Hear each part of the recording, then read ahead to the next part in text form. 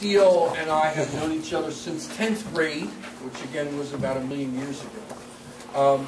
We played football together. We used to have to run into him. The interesting thing is, Rich is about the size now, he might even be a little smaller than he was in 10th grade. I, on the other hand, was half the guy that I am now. So I guess you can figure out how that ended up for me. But at any rate, Rich went on to Westchester, where he got an advanced degree and then another advanced degree at another college. So he has two master's degrees. He's the president of a company called, don't tell me, Brandywine Valley Consulting, BVC. And he's got 25 years as an HR executive, mostly with a large Fortune 500 company in Philadelphia. So he's very knowledgeable in terms of career management and the kinds of things that are important to all of you as young people going off and launching a career. He's a very, very dear friend, and he's also one of the shareholders of QUEST Marketing Corporation, one of the founding shareholders. So he's swung by today, so I've asked him to say a few words, and please join me in welcoming Rich Steele. I was a little lighter in high school, but not that much. Well, you looked awful big to me at that time. Have a watch? You're going to help me. So Don has been generous enough to give me 10 minutes. He's used up about 30 seconds. So set your clock at 9.5 minutes. So at 9.5 minutes, I'll be done. So I need a 2-minute warning. Can you do all that? Okay, good. So I want to talk about the value of practice. Yeah, I'm talking about practice. And trust in our products and the company. As Don said, I've made my living for years and years and years helping people improve their performance in hundreds of training programs, a lot like this. So I'm very used to looking out at folks, and I love doing this. I love being here with you folks, and I love doing this for a living. Teaching interpersonal skills and time management and leadership skills and sales skills and all kinds of things. I've kind of gone through some of the training that you guys have put together and thought, this is good stuff. I mean, this is really solid stuff. One of the things I've learned over time is that practice makes perfect. Yeah, I really think that's true. Or at least it gets us closer to perfection. Just like there's not a perfect car or a perfect set of cutlery, I don't know that there's a perfect NFL quarterback or a perfect singer, but practice gets us closer, right? Now, how many of you have ever played team sports or any kind of sports or clubs or in a chorus or a band instrument? Everybody, right? You've all done something. One thing that all of those things have in common is practice, right? So you've been on some kind of team or a cheerleading? Do you have practice? Did you used to have practice? Are you still a cheerleader? Do you remember the cheers? Yeah, why? Because you practiced them a zillion times, right? You go over that stuff over and over and over, and it sticks with you. Some of you remember Allen Iverson talking about, he's a basketball player with the Sixers, and it's going on to other teams, but he had a big complaint because they were making fun of him or kind of poking at him because he wasn't practicing hard enough. He played hard in the games, but he didn't practice well. Talking about practice? Well, a lot of teams get better because they practice, and individuals get better because they practice. How am I on time?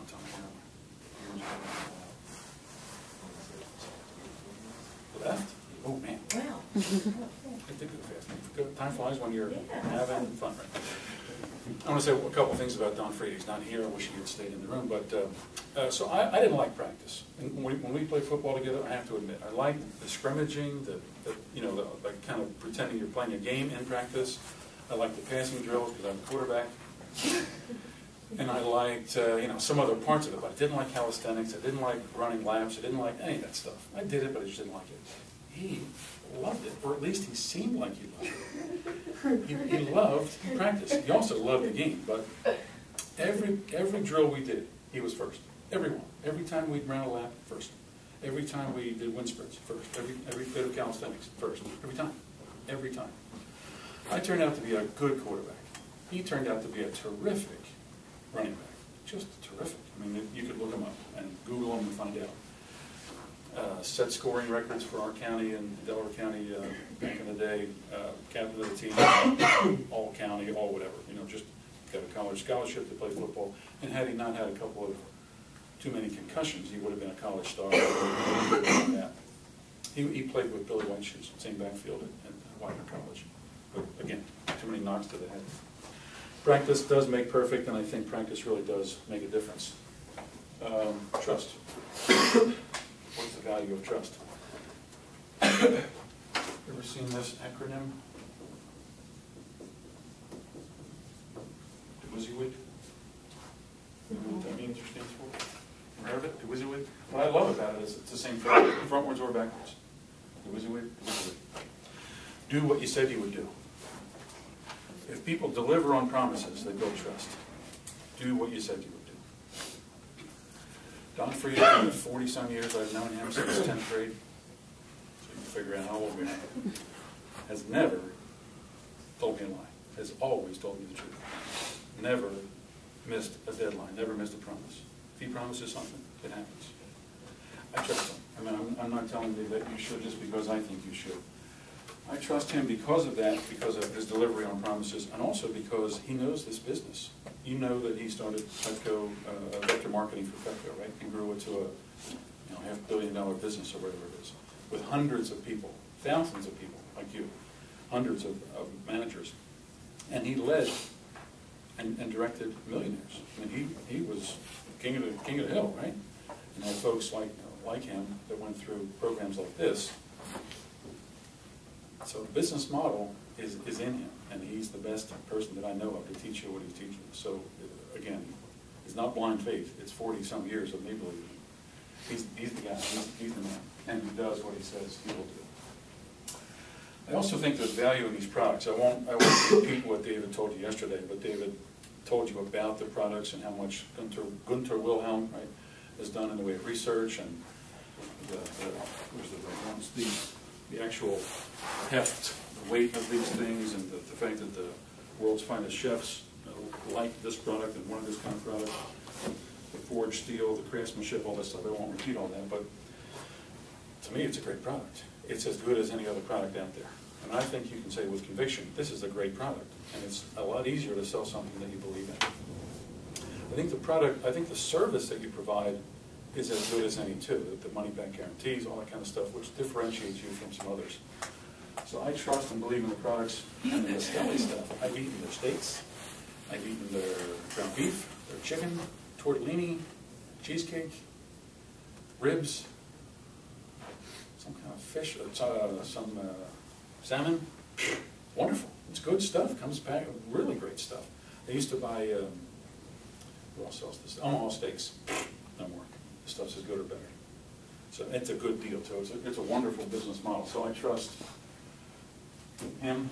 I trust the products and the stuff that you sell. And I've decided to invest in this because of all of that.